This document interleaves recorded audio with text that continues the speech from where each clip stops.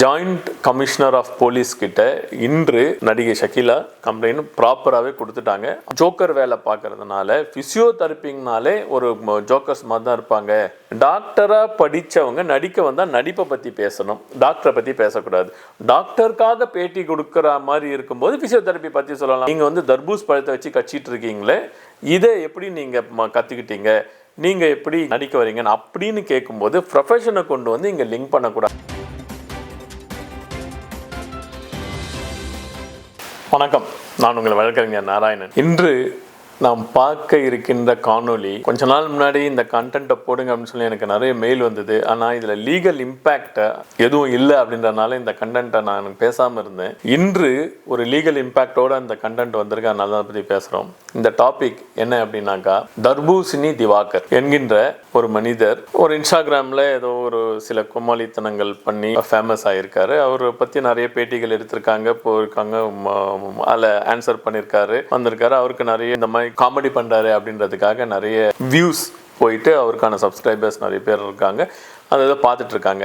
அவரை பார்க்குற சேனல் எல்லாம் ஒரு இன்டர்வியூ நடக்கும், அது கடைசியில் அவர் எழுந்து போவார், அதை ஒரு காமெடியாக போட்டு அவர் வெளியில் அவர் பைக் எடுத்துகிட்டு போகிற வரைக்கும் போட்டு இதுதான் இப்போ ட்ரெண்டாக ஓடிட்டு இருக்கு. இதை பற்றி நம்ம பேசுறதுக்கு ஒன்றும் இல்லைனால எனக்கு மெயில் வந்தாலும் நான் அதை பற்றி பேசலை. இப்போ இன்று நடிகை ஷகிலா அவர்கள் இவர் மீது போலீஸில் ஒரு கம்ப்ளைண்ட் கொடுத்துருக்கார். ஜாயிண்ட் கமிஷனர் ஆஃப் போலீஸ் கிட்ட இன்று நடிகை ஷகிலா கம்ப்ளைண்ட் ப்ராப்பராகவே கொடுத்துட்டாங்க. அவர் ஒரு பேட்டியிலையும் சொல்கிறாரு, இது எதுக்குங்க ஒரு நீர் பூத்த நெருப்பாக எல்லாரும் சொல்கிறீங்க, அவர் மேலே கம்ப்ளைண்ட் கொடுங்கன்னு சொல்கிறீங்க, இந்த மாதிரி கிறுக்குத்தனம் பண்ணுறாரு, இது பண்ணுறாருன்னு சொல்லிட்டு யாராவது ஒரு இனிஷியேட்டிவ் எடுக்கணும் இல்லைங்களா, அதனால் நான் இந்த இனிஷியேட்டிவ் எடுத்திருக்கேன் அப்படின்ற மாதிரி அவங்க சொல்கிறாங்க.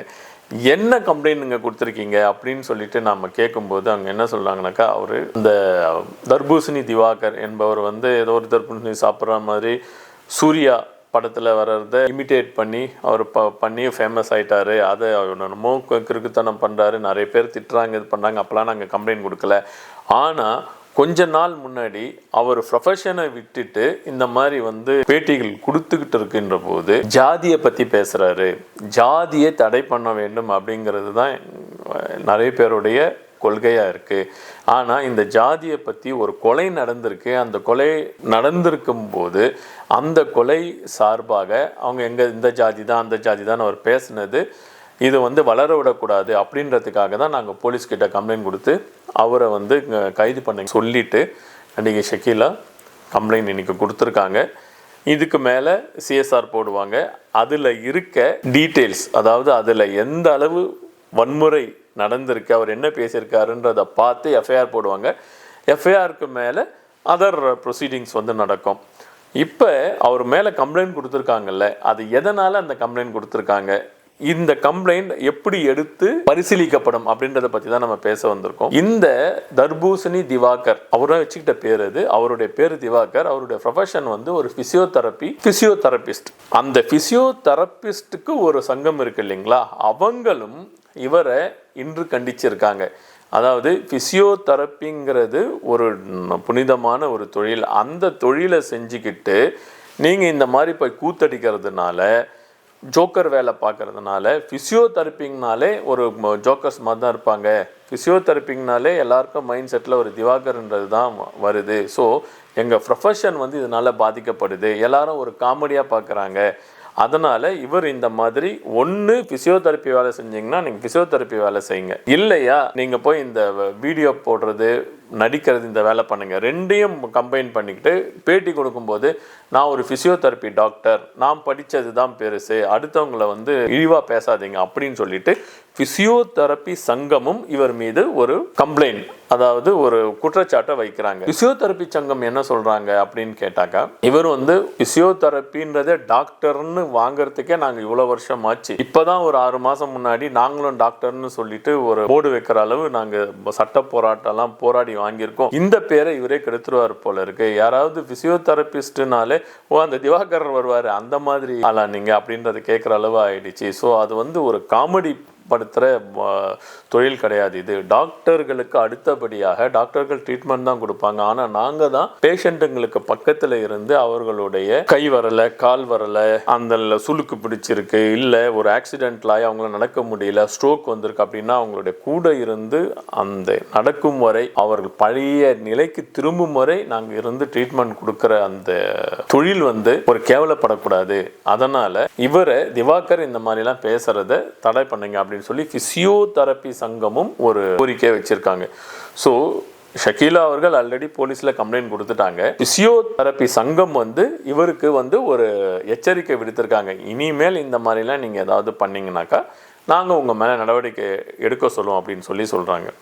இப்போ இதில் என்ன கான்ட்ராஸ்ட் வருது அப்படின்னாக்கா, இவர் ஒரு தொழில் பண்ணுறாரு, ஃபிசியோதெரப்பி நான் தொழில் பண்ணுறேன், எஸ் டாக்டராக நான் படிச்சிருக்கேன் அப்படின்னாக்கா, சரி நீங்கள் டாக்டராக படிச்சிருக்கீங்க, டாக்டராக படித்தவங்க நடிக்க வந்தால் நடிப்பை பற்றி பேசணும், டாக்டரை பற்றி பேசக்கூடாது. டாக்டருக்காக பேட்டி கொடுக்குற மாதிரி இருக்கும்போது ஃபிசியோதெரப்பி பற்றி சொல்லலாம். நான் இந்த மாதிரி பண்ணுவேன், இந்த மாதிரி ஸ்ட்ரோக்கை ரிலீஸ் பண்ணுவேன், இந்த மாதிரி ஹார்ட் அட்டாக் வந்தவங்களுக்கு எப்படி போஸ்ட் ட்ரீட்மெண்ட் கொடுக்கணும், பேராமெடிக்கல் ஃபோர்ஸஸ் எப்படிலாம் ஒர்க் பண்ணணும் அப்படின்றது மெடிக்கலாக கேட்கும்போது அதை பற்றி சொல்லலாம். நீங்கள் பேட்டி கேட்குறது நீங்கள் தர்பூஸ் பழத்தை வச்சு கட்சிட்டு இருக்கீங்களே, இதை எப்படி நீங்கள் கற்றுக்கிட்டீங்க, நீங்கள் எப்படி நடிக்க வரீங்கன்னு அப்படின்னு கேட்கும்போது ப்ரொஃபஷனை கொண்டு இங்கே லிங்க் பண்ணக்கூடாது அப்படின்றது தான் மற்றவங்களுடைய கருத்தாக இருக்குது. நடிக்க வரும்போது நடிக்கிறதை பற்றி பேசுங்க. இந்த மாதிரி சூர்யா படத்தில் தர்பூஸ் பழத்தை வச்சு செஞ்ச அந்த ஒரு காட்சி நான் செய்கிறேன், அதுதான் என்னுடைய மாஸ்டர் பீஸ் அப்படின்னு நீங்கள் சொல்கிறாரு, செய்துட்டு போங்க. ஆனால் ஃபிசியோதெரப்பியை இங்கே கொண்டு வராதிங்க அப்படின்றது தான் இவங்க தரப்பு வாதமாக இருக்கிறது. எனிவே ஒரு போலீஸ் கம்ப்ளைண்ட்ல இப்போ கொடுத்துட்டாங்க. இதுக்கு மேலே அவர் விசாரணை நடத்துவாங்க. விசாரணை நடத்தும் போது உண்மையிலேயே அவர் பேசியிருந்தார்னாக்கா அதில் சில சட்டங்கள் இருக்குது. இந்த காணொலியில் நான் அதை பற்றி விரிவாக சொல்லலை. அந்த சட்டத்தை பற்றி நான் அதாவது இந்த ஜாதிய சட்டம், அதாவது ஒரு ஜாதியை பற்றி இன்னொரு ஜாதி பேசக்கூடாது, பழி சொல்லக்கூடாது அப்படின்றத பற்றி ஒரு சட்டம் இருக்கு, நான் தனியாக பேசுகிறேன். இப்போ நம்ம பேச வந்த காணொலி இந்த திவாகர் என்கின்ற இந்த ஒரு மனிதர் மீது ஷக்கீலா என்கின்ற நடிகை ஏன் கம்ப்ளைண்ட் கொடுத்துருக்காங்க அப்படின்றத பற்றி பேசலான்னு தான் இந்த கம்ப்ளைண்ட்டினுடைய காப்பி இன்னும் நமக்கு வரல. என்ன கொடுப்பாங்கன்னு இனிமேல் சிஎஸ்ஆர் போடுவாங்க, எஃப்ஐஆர் போடுவாங்க. அதில் எந்த செக்ஷனில் அவங்க போடுறாங்க, நார்மலாக 75 வரும். இதில் பிஎன்எஸ் செக்ஷன் என்ன செக்ஷன் போடுறாங்க எஃப்ஐஆரில் அப்படின்றத பார்த்துட்டு அவருக்கு எந்த மாதிரி உண்மையிலே பேசியிருந்தால் தண்டனை எப்படி கிடைக்கும் என்பது வேறொரு காணொலியில் சொல்லுவோம். ஆனால் இதுக்கு முன்னாடி நம்ம கொடுக்குற ஒரு சின்ன ரெக்வெஸ்ட் என்னன்னாக்கா, யார் எந்த ப்ரொஃபஷன் பண்ணுறாங்களோ அந்த ப்ரொஃபஷனை பற்றி மட்டும் பேசினா இது தப்பு வராது. ஃபிசியோதெரப்பின்னு சொல்லிட்டு வீடியோ முன்னாடி ஒரு காமெடி பண்ணும்போது உண்மையிலேயே அந்த ஃபிசியோதெரப்பியை தொழிலை தெய்வமாக நினச்சி பண்ணுறவங்களுக்கு ஒரு ரெகக்னிஷன் கிடைக்கல. இந்த காமெடி பண்ணினால் ஃபிசியோதெரபிஸ்ட்லாம் இப்படி தான் இருப்பாங்கன்ற மாதிரி ஒரு எண்ணம் வந்துச்சுன்றதை அந்த சங்கம் சொல்லுது, ஃபிசியோதெரப்பி சங்கம் சொல்லுது. ஸோ இந்த காணொலி மூலம் நம்ம திரும்ப சொல்ல வருகின்ற கருத்து என்னன்னாக்கா, the profession there is a limit and there is a professional ethics. If we follow, அதாவது அந்த ப்ரொஃபஷனல் எத்திக்ஸை இந்த டாக்டர்னா டாக்டரை பற்றி பேசணும், அதை இந்த ப்ரொஃபஷனோட நடிப்பு ப்ரொஃபஷனோட கொண்டு கம்பேர் பண்ணக்கூடாது. இப்படி ரெண்டுத்தையும் கம்பேர் பண்ணி ஒரு கூத்து பண்ணதுனாலையோ இல்லை காமெடி பண்ணுறதுனால தான் அடுத்தவங்களுக்கு எரிச்சல் வருது. இது தவிர்த்து அவங்க ப்ரொஃபஷன் பற்றி கரெக்டாக பண்ணாங்கனாக்கா எந்த விதமான தவறும் இந்த மாதிரியான டிஸ்பியூட்ஸ், அதாவது மிஸ் அண்டர்ஸ்டாண்டிங் ஏற்படாது என்பது எங்கள் கருத்து. நன்றி, வணக்கம்.